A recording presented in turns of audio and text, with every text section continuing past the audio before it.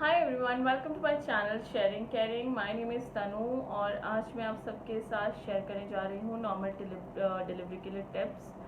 So the tips which I'm going to share in this video are the things which I have followed in my pregnancy and they have worked pretty well for me for my normal delivery. तो अगर आप expect कर रही हैं और if you're planning for it and want to have a normal delivery, then you must watch this video. I am sure this is going to be very useful for you. Before starting with this video, I have a little disclaimer that I am no doctor or expert in this field. These are something which I have tried in my pregnancy and was suggested to me by my doctor and have worked for me. So the same thing I'm going to share with you. So before following any sort of exercise or anything which trains your body, you must consult your doctor before doing that. मैंने जो ये tips apply की थी, I think because of that मेरा जो labour में जो मतलब बहुत ज़्यादा पेन वाला टाइम रहता है वो बहुत कम था. So I think maybe it is because of my body और शायद या फिर हो सकता है कि इट इज़ बिकॉज मैंने काफ़ी सारी चीज़ें फॉलो की थी इन माई प्रेगनेंसी बहुत रिलीजियसली. सो मेरा लेबर बहुत कम देर लास्ट किया था. I mean around 3 hours. It just lasted for 3 hours. Also I have shared a video of mine which I have shared the experience of my labor and delivery. So if you haven't checked that out yet, then please go and check that out. I will share the link in the description box.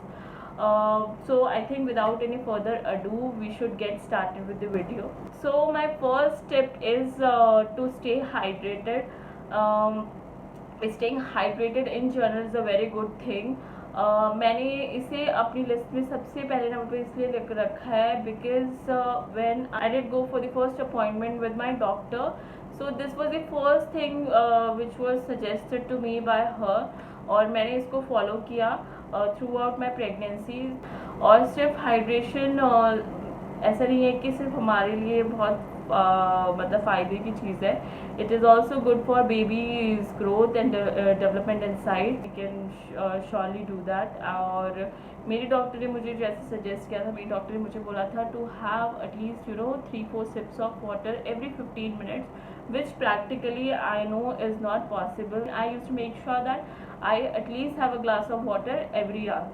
तो मैंने ऐसे follow किया. और जब मेरी pregnancy start हुई थी, so that time it was peak winters in north India. तो ज़्यादा पानी का इंटेक उस वक्त नहीं हो पाता है. सो मैं क्या करती थी, I use to have warm water. तो उससे क्या होता है कि you start feeling thirsty after a while. तो मैं इस तरह से पीती थी. तो मैं at least I think 2 liters of water में intake करती थी. Initially I started with 2 liters but gradually I increased it to 3 liters and by the end of my pregnancy I was having 3.5-4 liters every day. Second tip है मेरी to eat healthy food. तो healthy food तो हमें actually normally भी खाना चाहिए but in pregnancy it becomes even more important to eat healthy food because first thing normal delivery के लिए यू नीड स्टैमिना. तो स्टैमिना के लिए you need to have healthy and nutritious food. Moreover जो healthy food है वो baby की growth के लिए भी अच्छा है. और दूसरा चीज़, जंक फूड को अवॉइड करिए जितना हो सकता है. आई नो प्रेगनेंसी में बहुत क्रेविंग होती है बट अगर आपको किसी जंक फूड की क्रेविंग है सो उसको मतलब ट्राई करिए कि आप कम से कम लें. मैं जंक फूड इसलिए भी अवॉइड करने के लिए बोल रही हूँ because in pregnancy you need to keep a check of your weight. So if you are being overweight then that can also reduce your chances of normal delivery. So मेरी next tip है to stay active. So stay active as much as you can. If you do not have any medical complication, then I will suggest that you stay active. So to stay active, you can continue doing your daily chore. या फिर you can also include walking or exercising in your routine.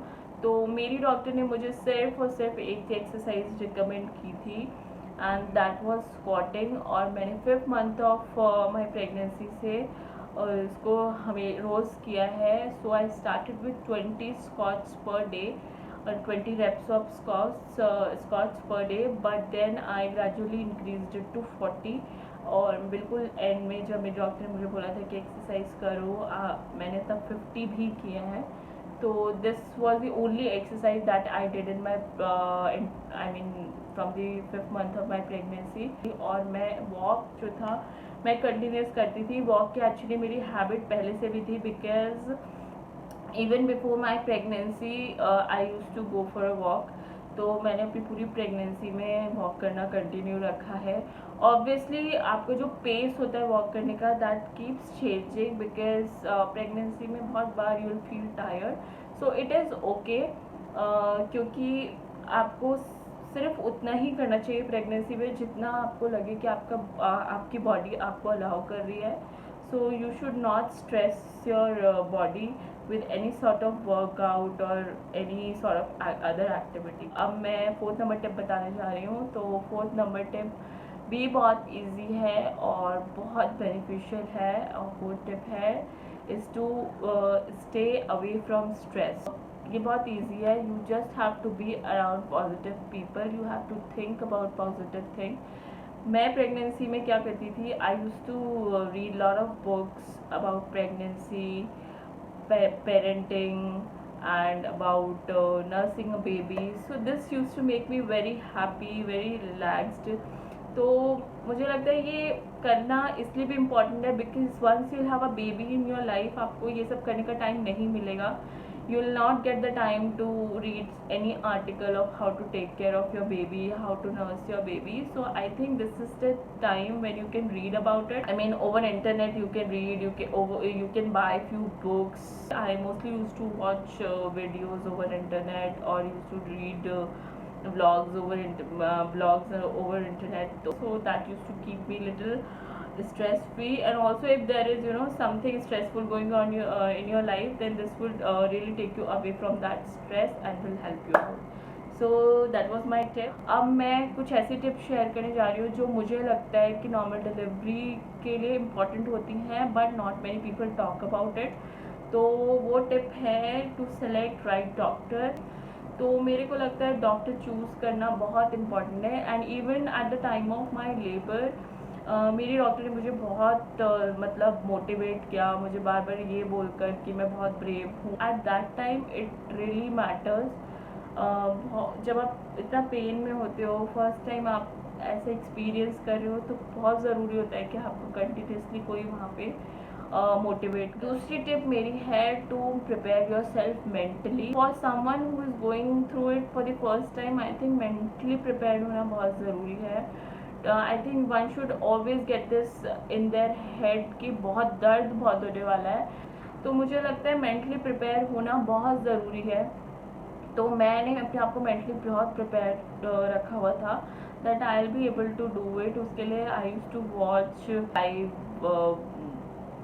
Natural delivery vlogs and all. तो मुझे उससे बहुत mental strength मिलती थी।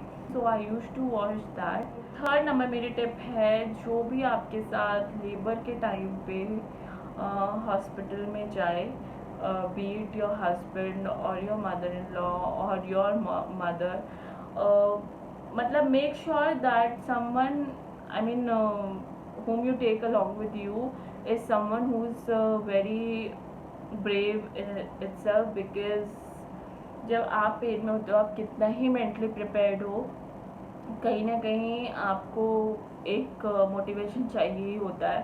तो मैं काफ़ी मेंटली प्रिपेयर्ड थी but there was a time when I wanted to give up, but मेरी मदर इन लॉ ने मुझे उस वक्त बहुत संभाला।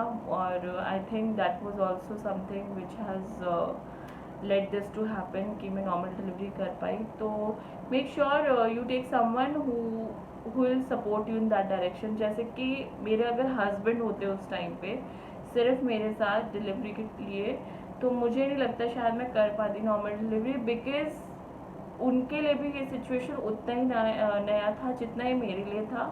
तो मतलब मेरे को देख के वो खुद ही वॉज फ्रीकिंग आउट। तो आई थिंक उस केस में आपको किसी ऐसे कोई साथ ले जाना चाहिए जिसने ये सिचुएशन देखी हो और इस सिचुएशन को या फिर इस सिचुएशन को बोल्डली हैंडल कर पाए।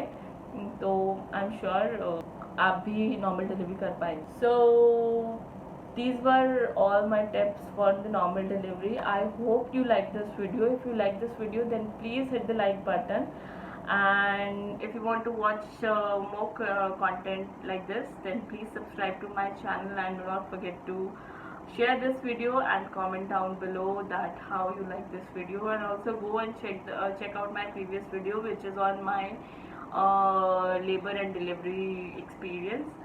I'll see you in my next video. Till then, bye bye, take care.